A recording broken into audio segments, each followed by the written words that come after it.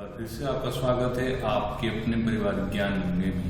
प्यारे बच्चों, इस वीडियो में हम बात करेंगे एक बहुत ही महत्वपूर्ण टॉपिक, कक्षा 12 के गद्य साहित्य। जो कि पहला प्रश्न होता है, प्रश्न संख्या 1 के क ख ग घ ङ, ये बहुविकल्पी होता है, 5 होता है, 5 अंक का होता है। ठीक, तो देखते हैं आखिर क्या है। देखिए, इसमें गद्य साहित्य से कहीं से भी प्रश्न पूछे जाते हैं, रचना संबंधित, पत्रिका संबंधित, चाहे जो भी समझिए। अब इसको हम लोग पढ़ेंगे कैसे? तो देखिए, आसान तरीके से इसको बांट दिया गया है, टाइप 6, और दूसरे भाग में क्या लिखा है, अन्य। ये टाइप जो है इम्पोर्टेंट तो ही है, इसके अलावा अन्य जो भी चीज लिखा गया है ये भी इम्पोर्टेंट है। तो चलिए समझते हैं इसको, आखिर इसका अर्थ क्या हुआ। देखिए, टाइप फर्स्ट, पत्रिका या समाचार पत्र से आप पत्रिका और समाचार पत्र को याद रखेंगे, जिसे संपादक, स्थान, तिथि, युग। ठीक है, इतना चीज है, पत्रिका या समाचार संबंधित चीजें याद रखेंगे। और पत्रिका में से इम्पोर्टेंट है, जैसे ब्राह्मण है, सरस्वती है, हिंदी प्रदीप है, प्रजा हितैषी है, केएनपीएस है, हंस है, बालबोधिनी है। ठीक है, इसमें आप जो केएनपीएस काशी नागरी प्रचारणी सभा जो है, उसकी स्थापना वगैरह जो है उसको भी आप याद रखेंगे। ठीक, दूसरा टाइप हम लेते हैं, रचना की विधा या प्रकार। जैसे ध्रुव यात्रा किस विधा की रचना है? तो क्या है, नाटक है।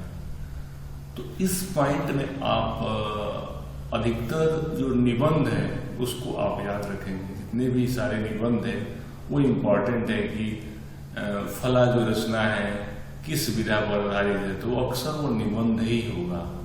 और दूसरे नंबर पे क्या होगा, आत्मकथा होगा। इस प्रकार हम लोगों ने 2 टॉपिक पढ़ा।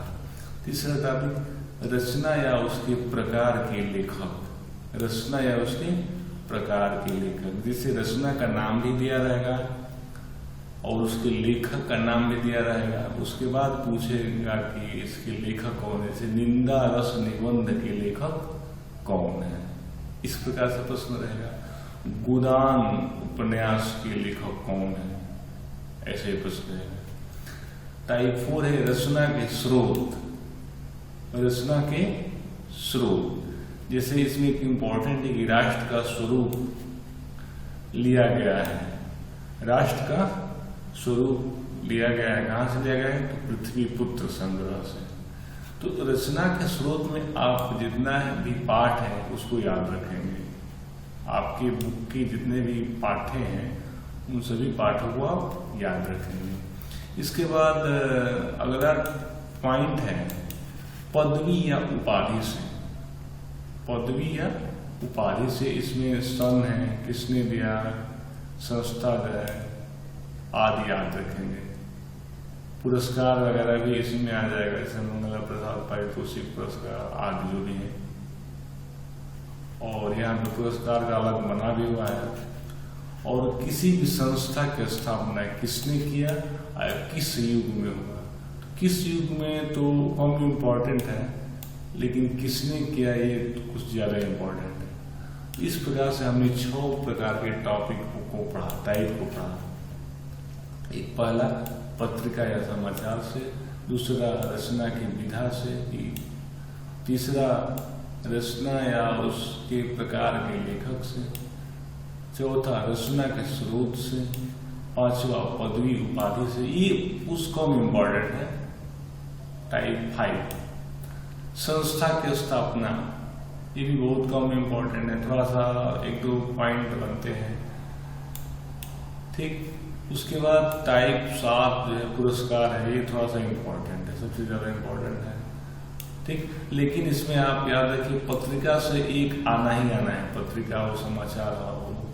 और उसके बाद एक रचना या विधा, ये भी कंफर्म है, एक विधा से 2 हो गया। और तीसरा एक पुरस्कार मानिए, 3 एक संस्था संबंधित हो सकता है। इस प्रकार से 5 प्रश्न आते हैं। तो इन सभी में से हो जाएगा। उसके बाद नीचे देखते हैं किसी रचना की भाषा भी पूछा जा सकता है कि इस रचना या रचना किस भाषा में लिखी गई है। उसके बाद काल या उपयुग का नामकरण भी पूछा जा सकता है, जैसे आदिकाल, बीजपूर्ण काल, भक्ति काल, इन सारे के सारे जो युग हैं इसका नामकरण किसने किया। इसमें आदिकाल सबसे इम्पोर्टेंट है। दूसरा, युग के लेखक या रचना, ये भी पूछा जा सकता है कि भारतेंदु युग के लेखक कौन है। ठीक। उसके बाद कवि जन्म स्थान, कवि का जन्म स्थान भी इम्पोर्टेंट है, जैसे फला कवि का जन्म कहाँ हुआ था। ठीक। उसके बाद कवि की लेखनी का प्रकार, देखिए ये इम्पोर्टेंट है कि प्रेमचंद्र क्या है, उपन्यासकार है, नाटककार है, निबंधकार है। हरिशंकर परसाई क्या है, हास्य व्यंग्यकार है, कथाकार है, नाटककार है। इस तरीके से भी प्रश्न बन सकते हैं। और रचना किस पर आधारित, कोई भी रचना है उसमें क्या कहा गया है, किस प्रकार का जीवन शैली का वर्णन है, ये भी आपसे पूछा जा सकता है कि किस रचना में ग्रामीण परिवेश का वर्णन है, किस रचना में वेश्यावृत्ति का वर्णन है। इस तरीके के भी प्रश्न बन सकते हैं। उसके बाद देखिए ये सबसे इंपॉर्टेंट, प्रथम रचना आपसे पूछा जा सकता है कि हिंदी गद्य की प्रथम रचना कौन है। ठीक। उसके बाद विधा का विकास, वर्ष एवं जनक। तो वर्ष तो इसमें इंपॉर्टेंट नहीं है, लेकिन जनक, किसी विधा, एकांकी का जनक किसे कहा जाता है, इस प्रकार से आपका पूछा जा सकता है। और ये भी इंपॉर्टेंट है रचना के पात्र, जैसे हरकू किस रचना का पात्र है, होई किस रचना के पात्र है। तो रचना के जो भी इम्पोर्टेंट पात्र है उसको भी आप याद रखेंगे। उसके बाद संघ की स्थापना अधिवेशन, हिंदी से संबंधित जो भी स्थापना अधिवेशन आदि है उसको भी सरसरी निगाह से आप देख सकते हैं। तो इस प्रकार से इतना एक पॉइंट यदि तैयार कर लेंगे तो आपको निश्चित तौर पे 5 अंक में से लगभग 4 अंक मिलना तय है। लेकिन जैसे बांटा गया है उस प्रकार से बांट करके, तो इस प्रकार से हमने समीक्षा की, जाना कि कहाँ से कैसे आ सकता है। आशा करते हैं वीडियो पसंद आया होगा। बहुत बहुत धन्यवाद।